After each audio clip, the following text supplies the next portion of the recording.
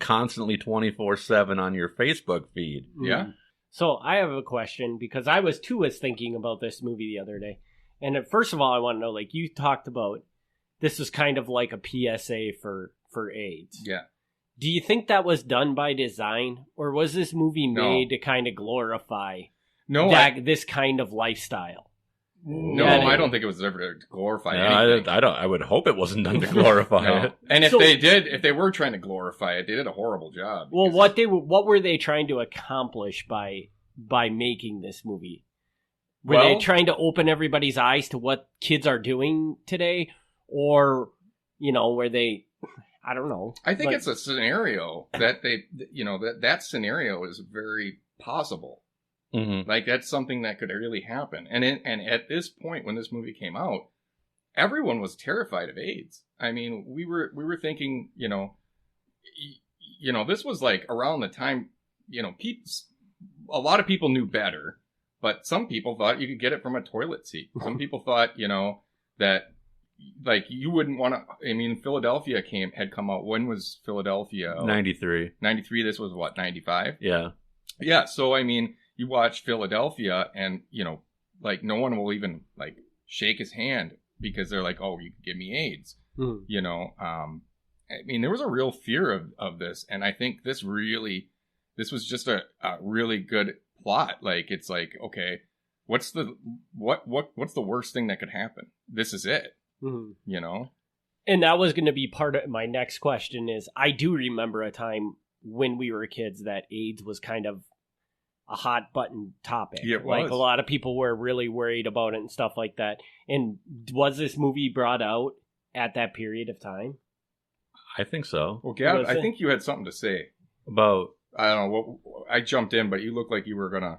Oh, on which part? I'm sorry. What was the question? Why this movie? Like, if they were aware of. Oh, yeah. I don't know. I don't know this, but I mean, I get the impression this was life. Yeah. I don't know, like the director Larry Clark and the writer, Harmony Korine, I don't know their backgrounds, but I have to assume, like, if you grew up in New York, this is what you saw. Like, yeah. The movie isn't necessarily glorifying something or making a PSA about something. This is just what they saw. It's just bringing light to what is going on. If you were a street kid, skateboarder kid, this is probably what you saw, and so that's what you would make a movie about. Just like if you worked in a convenience store, you would make a movie about working in a convenience store. Yeah, you would, and you talk a lot about all of this dig you have on the shelves. Yeah, I mean, that was supposed to be a Kevin Smith reference, but thank you for that. No, honestly though, what you're talking about, like the realness of it, like how it, they present it, like this is what you would see. I think that makes the perfect PSA. Yeah. I don't think where PSAs go wrong is that it's contrived. It's like people that have never tried drugs, never whatever, and then they're sitting there and they're trying to show you something. Like I remember when, like the commercial. Have you guys seen this? It's a commercial about marijuana, and it was like this kid and he's holding a gun. And they're smoking weed, and they're like, "Oh, let's play with my dad's gun." And they're like, "Woo!" Like, and the kid blows his head off or whatever. And it's like, what the fuck does this have to do with smoking weed? Who fucking smokes weed and shoots their head off? Come on. The lesson there is lock up your gun. Yeah, the lesson there is lock up your gun, not like outlaw marijuana, for Christ's sake. Yeah. Or there's another one where a kid's like sitting there and he's playing a guitar in his room. They don't even show him playing the guitar because he'd probably be really good at it when he's stoned. But they're sitting there. He's just holding his guitar and the phone rings and he's smoking weed and his friends are like, "Hey man, come on out and let's all hang out. We're gonna do this thing or whatever." And he's like, "No man, I can't do it." And it's because he's stoned. He's just like, apparently when you're stoned, you never want to do anything, which is somewhat true. For it does make you a lot lazier, man. But come on, it's not like you become a recluse and like lose everything in your life. Like, give me a break. So, like, the problem with those is they're not realistic. A movie like this is exactly how we, like, I don't want to say us, but like how kids would act. Yeah. You know, it was not sugar-coated at all. No. I mean, that's where I think a lot of movies go wrong is kids in movies a lot of times, they don't act like how kids do in real life. Right. You know, because it's adults that are casting these and writing the lines for them. And this seemed more like you're just literally a fly on the wall watching kids hang out and do fucked up shit. Absolutely. Right. And I think that adds a whole nother level to this movie, because I also feel like, and you guys can tell me if you agree with this, but it felt like it was kind of recorded like a documentary. Yeah. It is. And that adds a lot of power to it, because it seems very legit. Mm-hmm. You know, like, it doesn't seem like they're making a movie. It seems like they're just recording kids hanging out.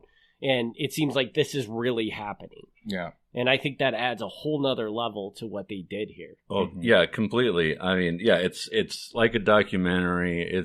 This is the fancy part here. The technical term is like cinema verite, and like it's like, because the style, like, normally when you watch a movie, you know you're watching a movie.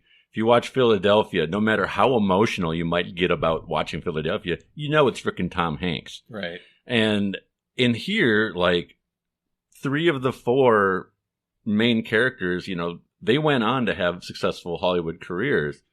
But when this movie came out, this was all like their first time. So there was no faces that took you out of the movie that said, oh, that's just Rosario Dawson. Yeah. You know, that she wasn't Rosario Dawson yet. So it brings you in. The style, like, looks, like you say, like a documentary. It looks real. It looks like, I'm going to say gritty again. Like, it's movies sometimes just by the way, like, the camera is, or the coloring of a scene. Like, you can tell if it's a horror movie or a fantasy movie or a comedy movie. Yeah. And this one, like, you immediately, like, you feel dirty. You feel like you're actually in New York. Yeah. And that's, you know, not even Jason Takes Manhattan made you feel like you were in New York. No. Well, and just to kind of go off of what you're saying about the casting of no-name actors. Yeah. That's the thing. Like, you know, I to bring it back to the horror genre, George Romero does that. Yeah. Or did that. He, you know, when he made Night of the Living Dead and he made Dawn of the Dead, he purposefully didn't cast anyone that was known in those movies. And the reason for it was because he thought, you know, when you see somebody that you've seen in a bunch of other movies, it's harder for you to really accept that character. Mm-hmm. And in a movie like this, I think it's brilliant, because this is a movie that really, the subject matter and everything, like, this could happen. But if you were watching this and it was Brad Pitt trying to play a teenager, you know, you would kind of, I don't want to say you dismiss it completely, but you wouldn't, it wouldn't have the level of believability. It wouldn't have the effect. It wouldn't have the lasting effect on you that this movie which has. Is why I also think, you know, this is a perfect, unintentional, but perfect PSA movie for sexually transmitted diseases against them. Yeah. The casting thing, like you're saying with George Romero, like, I mean, absolutely. And then that's true across the board. Like, I'm for the 3rd time now, I'm going to be like, Philadelphia with Tom Hanks, because, like, it's Tom Hanks. And that, to me, that is a problem with a movie if you want the audience to believe in the movie. Because if you go see a movie and then later on you're talking about it and you refer to the character by the actor's name instead of by the character's name, that doesn't necessarily mean it's a bad movie. Mm-hmm.